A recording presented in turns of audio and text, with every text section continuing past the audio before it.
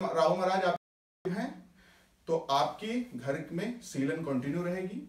और जो एक घर में आप क्रैकनेस देखोगे ना, चाहे कहीं भी, चाहे दीवालों का क्रैकनेस हो, चाहे वो ग्राउंड में कहीं से भी क्रैकनेस हो, वह राहु के बैड इंपैक्ट्स ही हैं।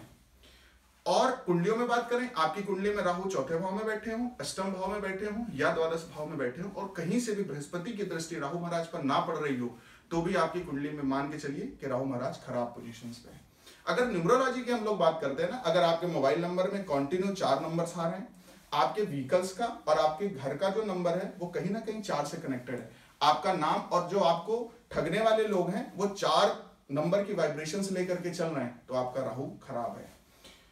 स्वाभाविकता में अगर देखा जाए तो राहु जिन भी व्यक्तियों का खराब होगा ना, वो हमेशा कंफ्यूजन में रहेंगे, वो कभी भी किसी काम को बहुत कॉन्टिन्यूअसली बहुत देर तक नहीं कर सकते, क्योंकि जो एक काम को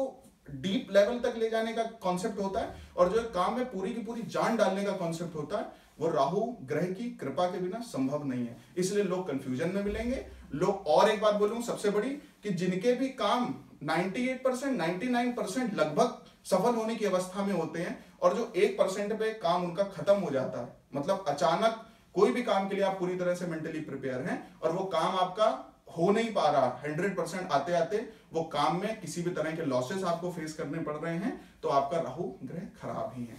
और अगर हस्तरेखा की बात करें ना, तो आपका ये जो पर्वत होता है ना, शनि पर्वत के नीचे का जो पर्वत होता है वो राहु का होता है। यहाँ पे किसी तरह के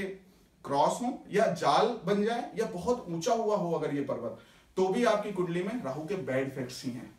अब ये बात रही बैड इफेक्ट्स की, कि आप हर एंगल से, चाहे व्यवहारिकता से, चाहे वास्तु से, चाहे न्यूमरोलॉजी से और चाहे कुंडली से, ज्योतिष शास्त्र की बदौलत कैसे जज करें कि आपकी कुंडली में राहु डैमेज है। और अगर आपको वास्तव में राहु की रेमेडी करने को बोली जाए ना, तो राहु की बहुत सारी रेमेडीज हैं, जिसमें जाप प्रमुख है। और उनके जो भी वैदिक मंत्र के जाप या बीज मंत्र के जाप या तंत्र के जाप बताए जाते हैं, वो तो अनिवार्य रूप से काम करते ही हैं। लेकिन हम लोग सबसे सनातन जो कल्चर, हमसे सबसे प्राचीन कल्चर से बिलोंग करते हैं, जिसको सनातनी कल्चर बोलते हैं। और जो हमारी सनातनी कल्चर की पूरी फिलॉसफी है ना, वो अपने आप राहु की वाइब्रेशंस को कंट्रोल रखने के लिए बताती है, लेकिन हम कहीं ना कहीं उन वाइब्रेशंस से कनेक्ट नहीं हो पाते हैं। तो इसलिए जब भी आप राहु ग्रह को इन कमियों जो मैंने अभी आपको बताया, तो आपको क्या करना वो मैं आपको बताता हूँ। जो हमारे यहाँ तीर्थों की इंपॉर्टेंस बताई गई है ना, जो समय समय पे स्नान बोले जाते हैं, जैसे पूर्णमासी पे, अमावस्या में, ग्रहण में,